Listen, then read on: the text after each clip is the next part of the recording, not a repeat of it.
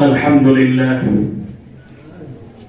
لله وحده والصلاة والسلام على من لا نبي بعده أما بعد فأعوذ بالله من الشيطان الرجيم بسم الله الرحمن الرحيم كل من عليها فان ويبقى وجه ربك ذو الجلال والإكرام صدق الله مولانا العظيم. محترم حضرات،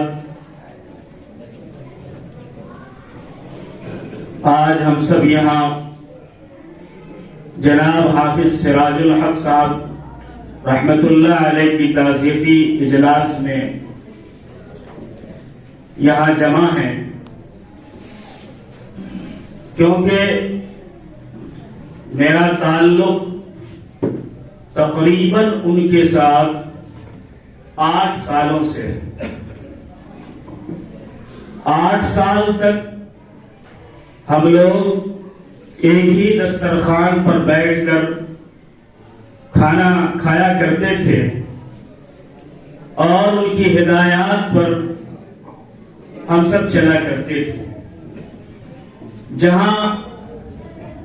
آج ان کے وفات پر سینکڑوں آنکھیں نم ہیں، سینکڑوں لوگ ان کی یادوں کو تازہ کر کے ان کی باتوں کو یاد کر رہے ہیں، اور ہم تو ان کے ساتھ رات دن رہنے والے تھے. آج اس کی بہت زیادہ کمی محسوس ہو رہی ہے، اس لیے کہ وہ اپنی زندگی میں ایسے تھے کہ اگر ایک نوجوان ان سے ملے تو انہیں یہ محسوس ہو کہ کوئی میرا محسن ہے، اور اگر کوئی بوڑھا آدمی ملاقات کرے تو انہیں یہ محسوس ہوتا تھا کہ ہمارا بہت ہی قریبی دوست ہے. انہوں نے اپنی زندگی ایسی گزاری کہ آج اگر میں یہ کہوں کہ ہم سبوں کے لیے نمونہ ہے تو بیجا نہیں ہوگا، اس لیے کہ اس نے اپنی زندگی میں ایسے کارنامے انجام دیے جن کو آج لوگ یاد کر رہے ہیں. ان کی عادت یہ تھی کہ جب بھی وہ دسترخوان پر بیٹھتے تو ہمیشہ انجمن کے حالات کے بارے میں، طلباء کے بارے میں، اساتذہ کے بارے میں، انجمن کے اخراجات کے بارے میں، اور انجمن کے اندر کیسے کام کیا جائے، انجمن کی کیسے ترقی ہو، طلباء نظام کیسے تعلیم حاصل کرے. جب بھی وہ دسترخوان پر بیٹھتے تو ان کا وہی وقت تھا، اور اسی وقت وہ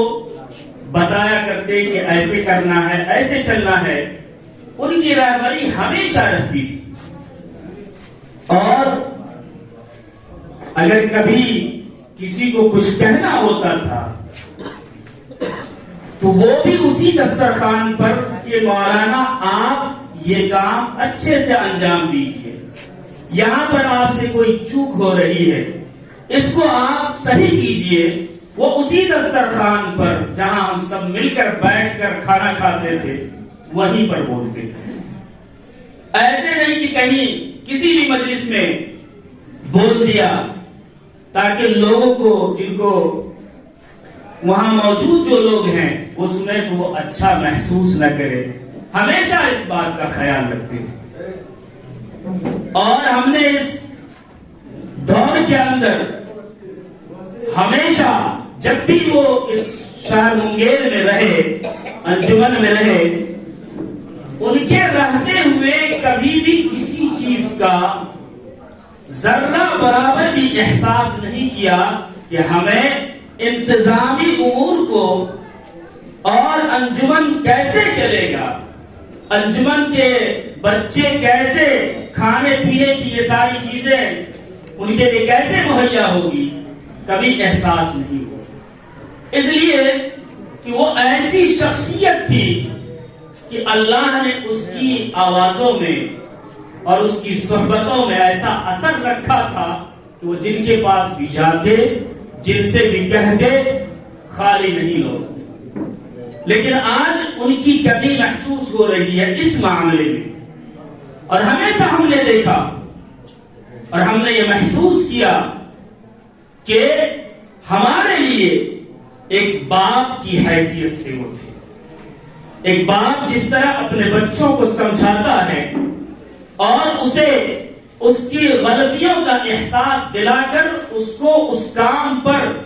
پھر سے کاربند رہنے کی تلقین کرتا ہے، اس کو کہتا ہے کہ یہ کام کرو، ہم نے ایسا ہی محسوس کیا اور ہمیشہ یہ محسوس ہوا